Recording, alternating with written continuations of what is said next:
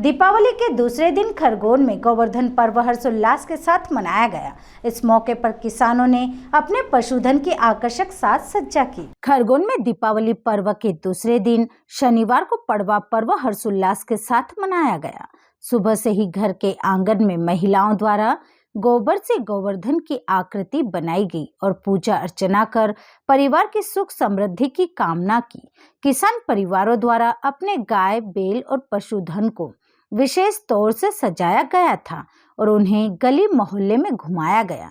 इसके बाद चला आतिशबाजी का दौर। पटाखे फोड़कर बच्चों सहित बड़ों ने भी आतिशबाजी का खूब आनंद लिया। खरगोन में किसान परिवार अपने पशुधन की पूजा करते हैं और पूरी आस्था के साथ पशुओं को भ्रमण कराया जाता है। विशेष पकवान खिलाए जाते हैं।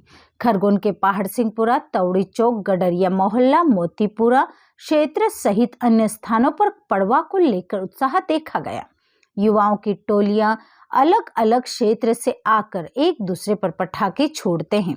इसे देखने के लिए भारी भीड़ जमा होती है। किसी भी आपात स्थिति से निपटने के लिए पुलिस और फायर ब्रिगेड को भी तैनात किया गया था।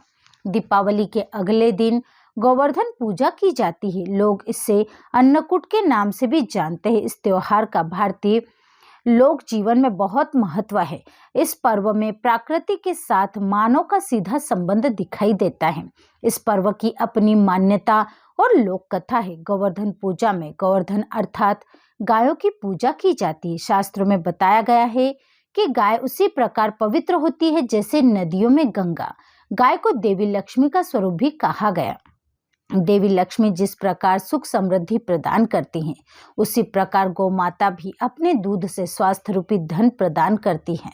इनका बछड़ा खेतों में अनाज उगाता है। ऐसे गौ संपूर्ण मानव जाति के लिए पूजनीय और आदरणीय है। गौ के प्रति श्रद्धा प्रकट करने के लिए ही कार्तिक शुक्ल पक्ष प्रतिपदा के दिन गोवर्धन की पूजा की जाती है और इसके प्रतीक के रूप में गाय की धार्मिक मान्यताओं के अनुसार हर वर्ष कार्तिक माह के शुक्ल पक्ष की प्रतिपदा तिथि पर गोवर्धन की पूजा करने से आर्थिक समस्याएं दूर होती हैं और इसके अलावा धन, धान्य, संतान और सौभाग्य की प्राप्ति होती है। इस दिन जो भी भक्त भगवान गिरिराज की पूजा करता है तो उसके घर में सुख समृद्धि बनी रहती है और गिरिराज महाराज जो भगवान श्री कृष्ण का ही स्वरूप है, उनका आशीर्वाद पूरे परिवार पर बना रहता है। गोवर्धन पूजा करने के लिए सबसे पहले घर के आंगन में गाय के गोबर से गोवर्धन की आरती बनाई जाती है।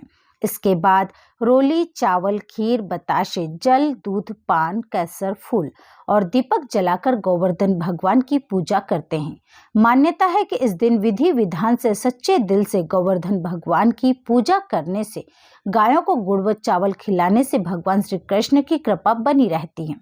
गोवर्धन पूजा को अन्नकूट त्योहार के नाम से भी जाना जाता है। इस दिन भगवान श्री कृष्ण को कई तरह के अन्न, फल और सब्जियों से बने पकवान का भोग लगाया जाता है।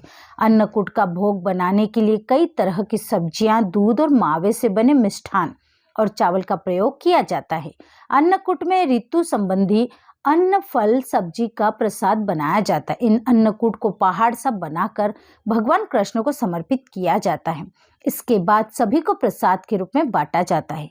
धार्मिक मान्यताओं के अनुसार द्वापर युग में इंद्र ने कुपित होकर जब मूसलाधार बारिश की तो भगवान श्री कृष्ण ने गोकुल वासियों और गायों की रक्षा के लिए और इंद्र का घमंड तोड़ने के लिए गोवर्धन पर्वत छोटी अंगुली पर उठा लिया था। इस तरह से ब्रजवासियों पर जल की एक बूंद भी नहीं पड़ी। सभी गोप गोपिकाएं उसकी छाया में सुरक्षित रहें। तब श्री कृष्ण का अवतार की बात जानकर इंद्रदेव अपने इस कार्य पर बहुत लज्जित हुए और भगवान श्री कृष्ण की क्षमा याचना की। Bureau report, Khargone.